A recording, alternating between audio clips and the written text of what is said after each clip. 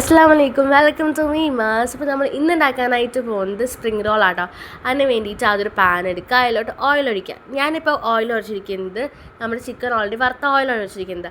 അതുകൊണ്ടാണ് നിങ്ങളോട് കുറച്ചിങ്ങനെ കറുമുറൊക്കെ കണ്ടത് അവിടെ. അല്ലെങ്കിൽ നമുക്ക് സാധാ ഓയിൽ തന്നെ ഒഴിക്കാം കേട്ടോ. എന്നിട്ട് അതിലോട്ട് കുറച്ച് ഇഞ്ചി വെളുത്തുള്ളി പേസ്റ്റ് ഇടുക. എന്നിട്ട് നല്ലോണം വഴറ്റാം. വഴണ്ട് കഴിഞ്ഞാൽ നമ്മൾ നീളത്തിൽ കനം കുറച്ച് അറിഞ്ഞിരിക്കുന്നത് നമ്മുടെ ക്യാരറ്റും കൂടി ഇട്ടിട്ട് നല്ലോണം വഴറ്റിയെടുക്കാം.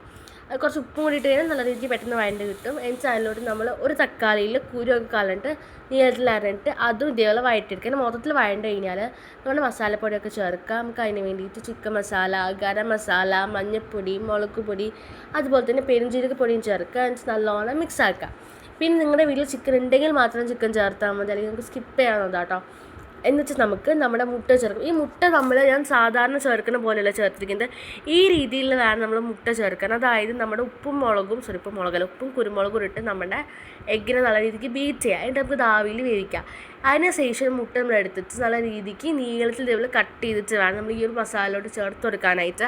അങ്ങനെ ചെയ്യുന്ന സമയത്ത് നമ്മുടെ മുട്ടയ്ക്ക് പ്രത്യേക ഒരു ടേസ്റ്റ് ആണോ. അതിപ്പോൾ ഞാൻ ഇങ്ങനെ കഴിച്ച് നോക്കിയപ്പോൾ എനിക്ക് മനസ്സിലായത് നല്ല ടേസ്റ്റ് ഉണ്ട്. സോ നിങ്ങൾ എല്ലാവരും തീർച്ചയായിട്ടും മസാല ഉണ്ടാക്കുമ്പോൾ ഇങ്ങനെ തന്നെ ട്രൈ ചെയ്യുന്നു. തന്നെ പ്രത്യേകിച്ച് മുട്ടയിലോട്ട് ഇങ്ങനെ തന്നെ ചേർക്കാം കേട്ടോ.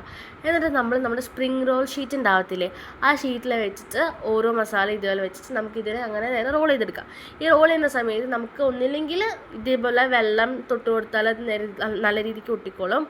അല്ലെങ്കിൽ നമുക്ക് മൈദൻ്റെ പേസ്റ്റ് ഉണ്ടാകത്തില്ലേ, അതും ഇതേപോലെ തേച്ചിട്ട് ഒട്ടിച്ചു കൊടുക്കുക. ഇങ്ങനെ എല്ലാം ചെയ്തിട്ട് ഫ്രൈ ചെയ്തെടുക്കുക. സോ അത്രേ ഉള്ളൂ. നെക്സ്റ്റ് വീഡിയോയിൽ കാണാൻ ബൈ.